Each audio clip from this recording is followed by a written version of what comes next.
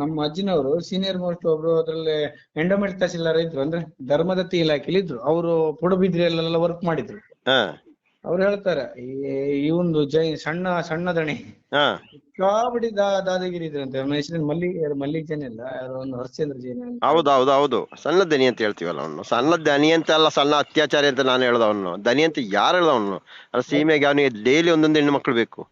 ಅದೇಂತೀನಿ, ಅವನು ಬಾಳ ಇದು ಹೇಳಿದ್ರು ಹಾ ಅವ್ರು ಅಲ್ಲಿ ಸರ್ವಿಸ್ ಮಾಡ್ದವ್ರಲ್ಲ. ಹಾ ಏನ್ ಹೇಳಿ, ಮೋಸ್ಟ್ಲಿ ಇವರೆಲ್ಲ ಅಂತ್ಯಕಾಲ ಬಂದೇ ಬರುತ್ತೆ ಬಿಡಿ. ಸರ್ ಬಂತು ಸರ್. ಈ ಸೂಲೆಬೆಲೆ ಅನ್ನೋ ವ್ಯಕ್ತಿ 2017ರಲ್ಲಿ ನಮ್ದು ಗಣೇಶ ಚತುರ್ಥಿ 25ನೇ ರಜತ ಸಂಭ್ರಮ ನಮ್ದು. ಒಂದು ಕಾರ್ಯಕ್ರಮದಲ್ಲಿ ನಾವು ಚೌಕಟ್ ಒಂದು 6 ತಿಂಗಳ ಮೊದ್ಲೇ ಕಾರ್ಯಕ್ರಮ ಚೌಕಟ್ ಮಾಡ್ತಿದ್ವಿ, ಯಾರನ್ನ ಕರಿಬೇಕು.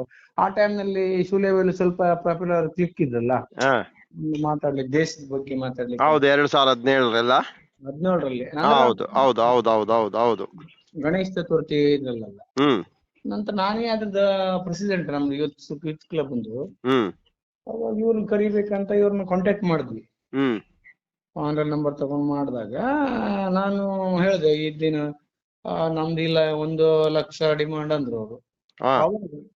ನಮ್ದು 1 ಲಕ್ಷ ಆಗುತ್ತೆ, ಮತ್ತೆ ಟ್ರಾವೆಲಿಂಗ್ ಅಮೌಂಟ್ ಎಲ್ಲ ಇವ್ರು ಬರ್ತಾರೆ, ಅದು ಬರ್ತಾರೆ, ಈಗ ಬರ್ತಾರೆ. ನಂತರ ನಾನು ನಮ್ದು ಎಷ್ಟು ಬಜೆಟ್ ಆಗ್ಬೇಕಲ್ಲ, ನಮ್ದು 7 ಡೇಸ್ ಕಾರ್ಯಕ್ರಮ.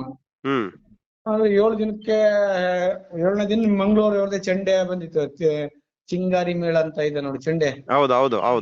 ಅವ್ರು ಕರ್ಸಿದ್ವಿ. ಪ್ರತಿದಿನ ನಮ್ದು ಒಂದು 10 ಲಕ್ಷ ರೂಪಾಯಿ ಬಜೆಟ್. ನಮ್ದು ಸಣ್ಣ ಗ್ರಾಮ ಇದು, ಗೋಕರ್ಣದಿಂದ ಒಳಗಡೆ. ಇಷ್ಟು ದೊಡ್ಡ ಬಜೆಟ್ ಈಗ ನಮ್ದು 1 ದಿನಕ್ಕೆ 1 ಲಕ್ಷ ಕೊಟ್ರೆ ಕಷ್ಟ ಆಗುತ್ತೆ. ನಾವು ಒಂದು ತೀರ್ಮಾನ ಮಾಡಿದ್ವಿ.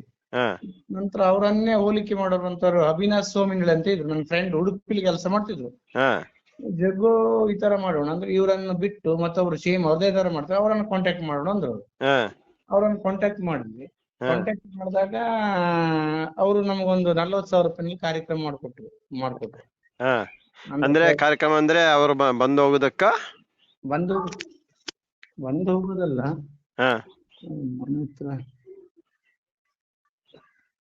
ಬಂದು ಹೋಗುದಲ್ಲ, ಅಲ್ಲಿ ಕಾರ್ಯಕ್ರಮ ಅಂದ್ರೆ ಪ್ರಾಜೆಕ್ಟ್ ಹಾಕಿ. ಹೌದು ಇದು ಇವರ ಖಾಲಿ ಬರೋದಕ್ಕೆ ಮಾತ್ರ 1 ಲಕ್ಷ ಕೇಳಿರೋದು. ಬರ್ಲಿಕ್ಕೆ ಕಾರ್ಯಕ್ರಮಕ್ಕೆ ಬರುವ. ಮತ್ತೆ ಅವರಿಗೆ ಚೆಂಡೆ ಬ್ಯಾಂಡ್ ಎಲ್ಲ ಬೇಕಲ್ಲ, ಅದು ಬೇರೆ ಬೇಕಲ್ವಾ? ಚೆಂಡೆ ಬ್ಯಾಂಡ್ ಅದಲ್ಲ, ಕಾರ್ಯಕ್ರಮ ಮಾಡ್ಲಿಕ್ಕೆ ಒಂದು 3 ಗಂಟೆ ಅವ್ರು ಸ್ಪೀಚ್ ಮಾಡೋದು. ಸ್ಪೀಚ್ ಮಾಡ್ಲಿಕ್ಕೆ 3 ಗಂಟೆ ಸ್ಪೀಚಿಗೆ 1 ಲಕ್ಷ ರೂಪಾಯಿ. 1 ಲಕ್ಷ ಯಾರಿಗಿದೆ ಸ್ವಾಮಿ ಇಷ್ಟೊಂದು ಸಂಬಳ? ಅಲ್ಲ, ಇವರು ದೇಶ ರಕ್ಷಕರ, ದೇಶ ಸೇವಕರ ಇವರು. ಅದೇಂತೀನಿ, ಎಲ್ಲ ಹೀಗೆ ಮಾಡಿದೇನ್ರಿ ಅವಾಗ ಹೆಚ್ಚಿಗೆ. ಅದೇ ಇದೇ ತರ ಮಾಡಿ ಜನಕ್ಕೆ ಇನ್ನೋದಲ್ಲಿ ಬರ್ತಾರೆ ಅಂದ್ರೆ ಲೆಕ್ಕ ಆಗ್ಬೇಕಲ್ಲ. ಅಲ್ಲಲ್ಲ, ಅದು ನನಗೆ ಬೇರೆಯವರು 1-2-3 ಜನ ಹೇಳಿದ್ರು ಇದೇ ತರನೇ. ಸರ್ ಇದೇ ಸರ್, ಇಷ್ಟೊಂದು ಡಿಮಾಂಡ್ ಆಗುತ್ತೆ ಸರ್, ಡಿಮಾಂಡ್ ಇದ್ರೆ ಅವ್ರು ಬರೋದು, ಇಷ್ಟು ಕೊಟ್ರೆ ಮಾತ್ರ ಬರೋದಂತ. ಇವ್ರನ್ನೆಲ್ಲ ಯಾವ ರೀತಿಯಲ್ಲಿ ದೇವ ಸೇವಕರನ್ನ ಕರಿಬೋದು, ದೇಶ ಸೇವಕರನ್ನ ಕರಿಬೋದು ಸ್ವಾಮಿ? ಅಮೌಂಟಿಗಾಗಿ ಮಾಡ್ತಾರಲ್ಲ, ದುಡ್ಡಿಗಾಗಿ ಮಾಡ್ತಾರಲ್ಲ, ಹಣಕ್ಕಾಗಿ ಮಾಡ್ತಾರ, ಯಾವ ಲೆಕ್ಕ ಆಯ್ತು ಅಂತ. ಹಂಗಾರೆ ಇವಾಗ ಧರ್ಮಸ್ಥಳ ಪರವಾಗಿ ಮಾತಾಡ್ತಾರ, ಸುಮ್ಮನೆ ಎಲ್ಲ ಅಂತ ಕಾಣಿಸ್ತಲ್ಲ? ಫ್ರೀಯಾಗಿ ಏನಲ್ಲ, ಧರ್ಮಸ್ಥಳ ಪರವಾಗಿ ಕೂತು ಮಾತಾಡ್ತಾ ಇರೋದು ಇವಾಗ. ಅಮೌಂಟಿಗಾಗಿ ಮತ್ತೇನದು ಮಾಡ್ತಾರೆ, ಅಮೌಂಟಿಗಾಗಿ ಮಾಡಲ್ಲ ಅವರು. ಅಮೌಂಟಿಗಾಗಿ ಮಾಡೋದು ಅಂದ್ರೆ ಧರ್ಮಸ್ಥಳ ಪರವಾಗಿ ಸ್ಪೀಚ್ ಮಾಡೋದು ಅಮೌಂಟಿಗಾಗಿ. ಇಲ್ಲಿ ನಮ್ಗೆ ಮತ್ತೆ ಇಂಥದ್ದು ಇಲ್ಲಿ ಹಣ ಹೇಗ್ ಕೊಡ್ತಾರೆ ಹಂಗ್ ಮಾಡ್ತಾರೆ ಕಾರ್ಯಕ್ರಮ. ಏನ್ ಸ್ವಾಮಿ ಇದು? ನಮ್ಮ ಪರಿಸರ, ನಮ್ಮ ಸಮಾಜ ಯಾವ ಹಂತಕ್ಕೆ ಹೋಗ್ತಾ ಇದೆ, ಯಾವ ಕಡೆ ಹೋಗ್ತಾ ಇದೆ? ಅದೇ ಅಂತೀನಿ. ಅದೇ ಇವರೆಲ್ಲ ಸಮಾಜ ಸೇವೆ ಅಂತ ಹಾಕ್ತಾರೆ, ಸ್ಪೀಚ್ ಮಾಡ್ಲಿಕ್ಕೂ ಅಷ್ಟೇ ಅಮೌಂಟ್ ಕೊಡ್ತಾರಲ್ಲ, ಮತ್ತೇನ್ ಉಳಿತು ಇವ್ರದ್ದು? 3 ಗಂಟೆಗೆ 1 ಲಕ್ಷ ರೂಪಾಯಿ. 3 ಗಂಟೆಗೆ 1 ಲಕ್ಷ. ಇನ್ನೇನ್ ಬೇಕಲ್ಲ ನೀವು? ಹಂಗಾರೆ ಸುಮ್ಮನೆ ಅಲ್ಲ ಇವಾಗ ಅದಕ್ಕೆ ಪರವಾಗಿ ನಿಂತಿರೋದು. 100% ಹಣಕ್ಕಾಗಿ, ಮತ್ತೆ ಏನಲ್ಲ ಅಲ್ಲ. ಹಿಂಗೆ ಹಿಂಗ ಹೋದ್ರು ದುಡ್ಡು ಬೇಕು ಇವರಿಗೆ ಅಲ್ವಾ? ಏನೇ ಒಂದು ಇವ್ರದೆಲ್ಲ ಸ್ಪೀಚಿಗೆ ಹಣಕ್ಕೆ ತಗೊಳ್ತಾರೆ. ಇವ್ರದ್ದು ಧರ್ಮ ರಕ್ಷಣೆ ಅದು ಇದು ಅಂತ ಹೇಳ್ತಾರಲ್ಲ, ಇವ್ರು ಹೇಳಿ ರಕ್ಷಕರಾಗಿದ್ರೆ ಹಣಕ್ಕೆ ಫ್ರೀ ಆಗಿ ಮಾಡಿಲ್ಲ. ಹಾಗಾದ್ರೆ ಹೌದು, ಫ್ರೀ ಆಗಿ ಮಾಡ್ಬೇಕು ಸ್ವಾಮಿ. ಅದು ಅದಂತೀನಿ, ಅಮೌಂಟ್ ಆಗುತ್ತೆ, ತಮ್ಮ ಟ್ರಾವೆಲಿಂಗ್ ಸಾಕು. ಫ್ರೀ ಆಗಿ ಬರ್ಬೇಕು, ಮಾಡ್ಬೇಕು. ದುಡಿಯೋದ್ರಲ್ಲಿ ಒಂದಿಷ್ಟು ದುಡ್ಡು ಅದಕ್ಕೆ ಇಡ್ಬೇಕು, ಇಟ್ಟು ಉಳಿದ ದುಡ್ಡನ್ನ ಖರ್ಚು ಮಾಡ್ಬೇಕಲ್ವಾ? ಹೌದೌದು. ಅಲ್ಲ ಅದು ನಾವು ಇಂತಿಷ್ಟು ಕೊಡ್ತೀವಿ, ಟ್ರಾವೆಲಿಂಗ್ ನಾವು ಕೊಡ್ತೀವಿ, ಹಾ ಮತ್ತೆ ಸ್ಪೀಚ್ ಮಾಡಿ ಊಟ ಎಲ್ಲ ಕೊಡ್ತೀವಿ ಅಂದ್ರ ಹಿಂಗ ಈಗ ಮಾಡಿ ಅಂದ್ರೆ ಅಡ್ಡಿಲ್ಲ ಐತಿ. ಇಲ್ಲ ನಮ್ದು ಇಷ್ಟ ಡಿಮಾಂಡ್ ಇಟ್ರು ಅವಾಗ ಅವ್ರು 2017ರಲ್ಲಿ ಹಾ ಗೋಕರ್ಣದ ಗಂಗಾವಳಿ ಎಲ್ಲ ಅದೇ ಎಲ್ಲ ಹಣಕ್ಕಾಗಿ. ಹಣ ಏನ್ ಕೊಡ್ತಾರೆ ಅಷ್ಟು ಕೊಡ್ತಾರೆ, ಅದ್ರ ಮೇಲೆ ಡಿಪೆಂಡ್ ಆಗಿ ಮಾಡ್ತಾ ಹೋಗ್ತಾರೆ ಅದು.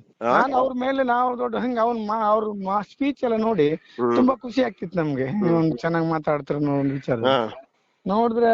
ನಂತರ ನಮ್ದು 2017 ಈ ತರ ಡಿಮಾಂಡ್ ಇಟ್ಟ ನಂತರ ಅಲ್ಲ ಇವ ನೋಡಿ, ಅಲ್ಲಿಂದ ದುಡ್ಡು ತೆಗೆದು ಇವಾಗ ಅಲ್ಲಿ ಉಜಿರೆಯಲ್ಲಿ ಇಂದು ಎಲ್ಲ ಓಡಿಸ್ತಾ ಇರೋದಲ್ಲ, ಇವಾಗ ಮಧ್ಯ ಜಗಳ ಹಂಚ ಕೆಲಸನೇ ಮಾಡ್ತಾ ಇರೋದು. ಎಲ್ಲಿ ದುಡಿತಿದ್ದಾರೆ ಹೇಳಿ ಅವರು? ಶ್ರಮ ಪಟ್ಟೆ ಬೇವ್ರು ಎಲ್ಲೆಲ್ಲಿ ಉಳಿಸ್ತಾರ? ಹೋಗಿ ಸ್ಪೀಚ್ ಮಾಡೋದಕ್ಕಿಂತ ಇಷ್ಟ ಅಮೌಂಟ್ ಅಂತ ಹೇಳ್ತಾರೆ. ಧರ್ಮಸ್ಥಳ ವಿಷಯ ವೀರೇಂದ್ರ ಎಷ್ಟು ಒಳ್ಳೇದ್ ಮಾಡಿದಾರೆ, ಏನ್ ಒಳ್ಳೇದ್ ಮಾಡಿದಾರೆ? ಬಿಸ್ನೆಸ್, ಬಡ್ಡಿ ವ್ಯವಹಾರ. ನಾನು ಅಷ್ಟೆಲ್ಲ ಬಡ್ಡಿ ಕೊಟ್ರೆ ಇವರು ನಮ್ದೆಲ್ಲ ಸ್ಲೋಗನ್ ಬರೀತಾರೆ, ಶಾಪ ಕೊಡ್ತಿದ್ ಅನ್ಕೊಂಡು. ಅದೆಲ್ಲ ತಪ್ಪಲ್ಲ. ಆಲೋಚನೆ ಮಾಡ್ಬೇಕು ತಾನೆ.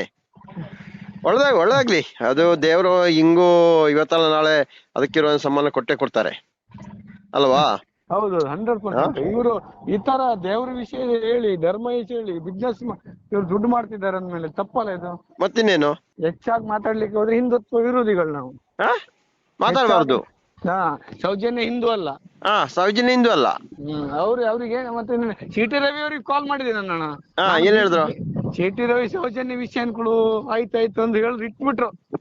ಸೌಜನ್ಯ ಬಗ್ಗೆ ಯಾಕೆ ಮಾತಾಡ್ತಾ ಇಲ್ಲ ನೀವು ಕೇಳಿದೆ ನಾನು. ಯಾಕೆ ನೆಗೆಟಿವ್ ಮಾತಾಡಿದ್ರೆ ಕೇಳಿದೆ. ಅದ್ರ ಬಗ್ಗೆ ಆಯ್ತಾಯ್ತು ಮಾತಾಡ್ತೀನಿ ಅಂತ ಹೇಳಿ ಇಟ್ಬಿಟ್ರು. ನಾನು ಬಿಜೆಪಿ ಜಿಲ್ಲಾ ಸಾಮಾಜಿಕ ಜಾಲತಾಣದಲ್ಲಿ ಇದ್ದೀನಿ, ಸಂಚಾಲಕ, ಉತ್ತರ ಕನ್ನಡದ.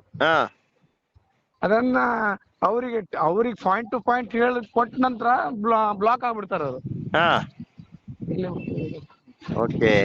ನಾನ್ ನಿಮ್ ಕೈ ಜೋಡಿಸ್ತೀವಿ ಅಷ್ಟೇ. ಸತ್ಯ ಹೊರಗೆ ಬರ್ಬೇಕಷ್ಟೇ. ಸತ್ಯ ನಾವು ಸುಳ್ಳು ಹೇಳ್ತಾ ಇಲ್ಲ, ಸತ್ಯನೇ ಹೇಳ್ತಾ ಇದ್ದೀವಿ. ಅಷ್ಟೇ. ನಾವು ಸತ್ಯವೇ ಸತ್ಯ ಅವ್ರ ಪರ ನಿಮ್ ಜೊತೆ ಕೈ ಜೋಡಿಸ್ತೀವಿ, ಅದ್ರ ಬಗ್ಗೆ ಮಾತಿಲ್ಲ. Okay thank you.